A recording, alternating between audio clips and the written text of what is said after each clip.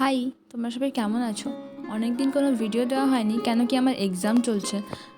এক্সামের মাঝে দুদিন ছুটি পেলাম, তো ভাবলাম এই ভয়েস ওভারটা দিয়ে ভিডিওটা দিয়েই দিই। কেন কি এটা প্রায় আমার অনেক দিন আগে করা একটা ভিডিও ছিল, কিন্তু ভয়েস ওভার দেওয়া হচ্ছিল না।